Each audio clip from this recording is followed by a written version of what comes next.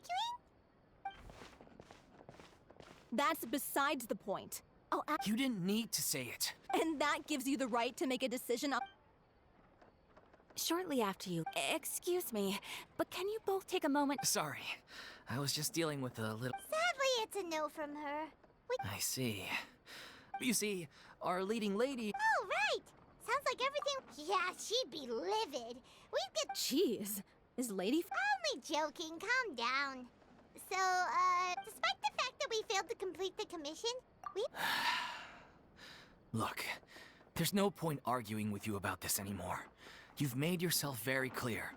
This is the last chance we have, though. So... Yes, I'm completely... I share everyone's desire. Every one of us thinks of this troop as their home, myself included. You're right. I'm sorry. I let myself get too... All's well that ends well. Sounds like the show will go on. Sure.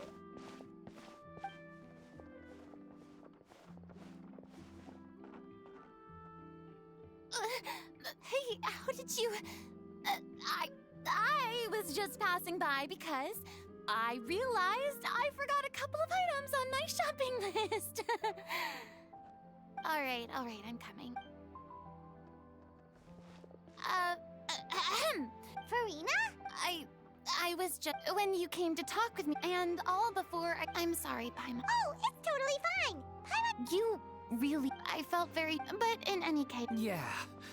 There's no need. I was wondering if the difficulties... Everyone seems... Everything's been going... Her name was O'Reilly. What?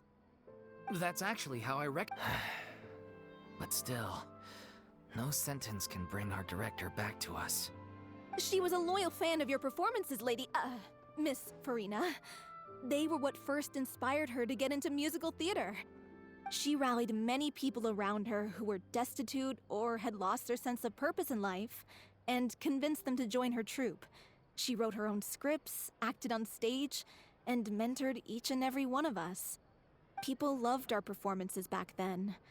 We seemed to be going from strength to strength. Things were really looking up for us. And then disaster struck. Yeah. After that, the entire troupe fell into disarray. None of us know anything about script writing, let alone how to handle the business side of things. We've been doing the best we can. But despite our efforts, things are slowly but surely falling apart. It's agonizing. But ultimately, we'd rather end things now on our own terms than stick it out to the bitter end and watch all our dreams turn to dust. Oh. What a terrible waste. A gifted artist from humble beginnings who achieved so much and no doubt had much more to give. And then her life was so cruelly taken. I suppose it's fair to say then that this final show, besides being your farewell to the stage, is also your final gift for her? Yes, exactly. We all miss her terribly. Well, good thing I followed the traveler here. After hearing this tragic tale, I can no longer stand by and do nothing. Farina? I know what you're thinking, but I by no means plan to cross the boundary I've set for myself. Besides, they're no longer looking for a replacement anyway. I can, however, provide some artistic guidance from the vantage point of a highly experienced audience member. But only if you feel this is something that would help, of course. Oh, most definitely. We'll take any guidance that you can give. We unfortunately don't have any budget for a consultant, though. Will that be a problem? I don't need any compensation. All I'd ask in return, if you're willing, is that you tell me some more about the life and work of your late director. Something I've begun to realize since my departure from the Opera Epiclese is that there's a lot you don't see when you observe everything from on high. The law only judges criminal behavior and does not weigh human emotion. The court's verdict can settle the question of criminal liability, but what about all the unresolved emotions of the parties involved? What happens to them? An interesting answer. But if you ask me, I think all emotion shall ultimately return home to the heart and slowly settle with the passage of time. Take, par exemple, how this troupe pines for their late director. Things such as this I have never witnessed before, and so I should like to observe, perchance to understand. Ah, still a fan of your old dramatic monologues then, huh? You just want to get back in on the action, don't you? No. This is a completely different situation. The name's not Swine, it's Paimon! Would you be willing to join me? Come on, take a break from adventuring to listen to a story. Thank you all so much. Our director was a huge fan of Miss Farina's performances, as of course we all are. Alright, follow me. We'll go to our usual practice space. Please excuse the size. It's a little on the smaller side.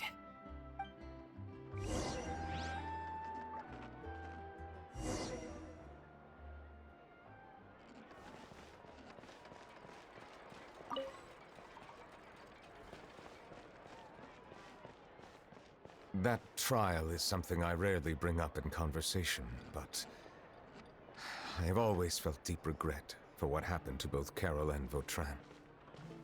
The words he spoke in court often replay in my mind, as if urging me on to do something. But Risley said he never resented you, right? Isn't that a good thing?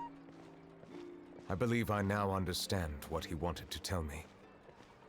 I feel conflicted about those words. How should I describe it? Surprise, relief, fear, and regret.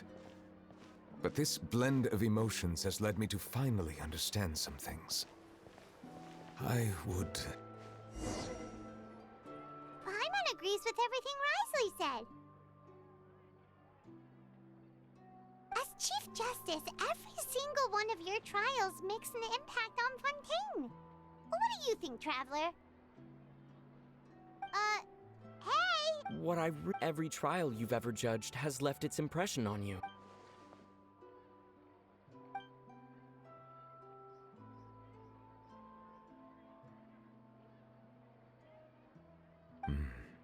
That is indeed. As I said, I find it difficult to express my emotions because I cannot fully understand myself. But I trust your judgment. These changes were not due to any specific... I will try to contemplate this further. Oh, huh? It's raining! Oh no, Paimon forgot to bring an umbrella! Come on, let's hurry before it rains harder!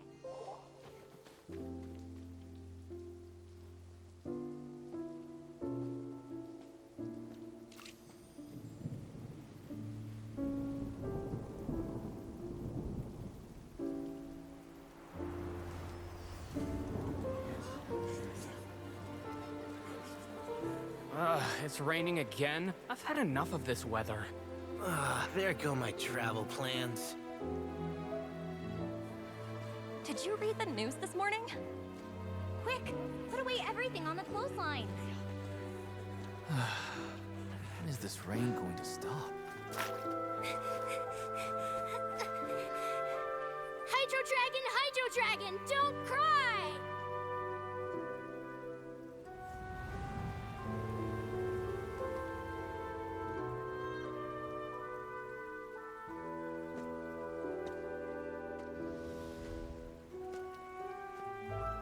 They're planning to reanimate the monster. We have to report this to the Chief Justice.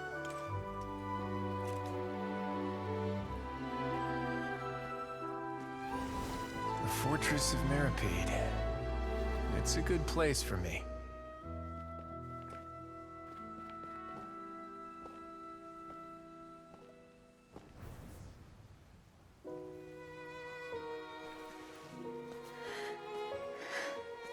He owes me so many answers.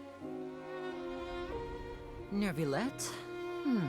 You could say he's the real symbol of Fontaine's justice. Watch him closely. He could be trouble.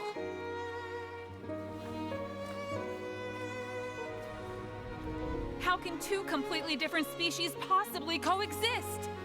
Who's been threatening Melusines? Show yourself!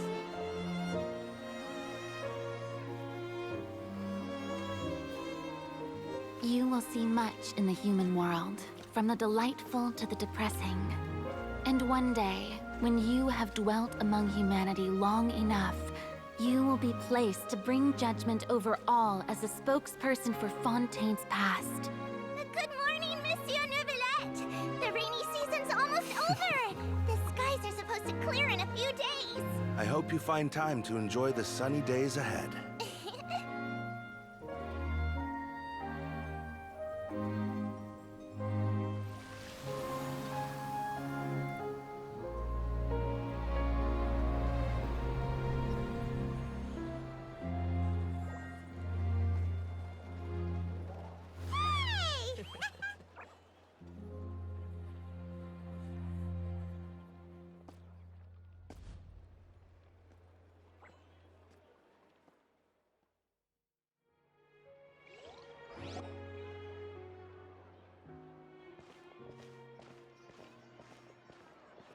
Is the matter resolved?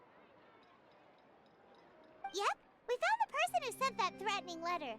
Risley said he'd keep a close eye on him, so the Melusine should be safe now. Oh, that's wonderful. Sorry for dragging you all into this. There's no need to apologize.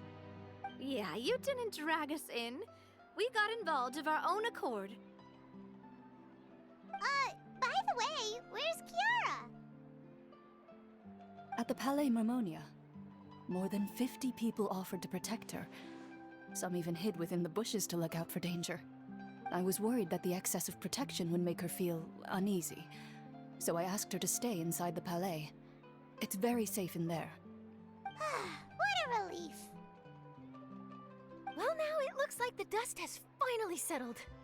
To celebrate this joyous occasion, Monsieur Neuvillette, would you be interested in an exclusive interview? That's not how you celebrate! I will consider it. Really? Of course. My schedule is full for the following weeks, but I should be available next month. Come up with questions during the intervening days, and I will answer them to the best of my ability.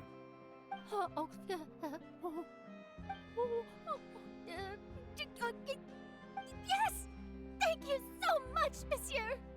Now, if you'll excuse me, I must head back to the Palais and issue a communique to publicize our investigation results. I hope it will assuage the concerns of all.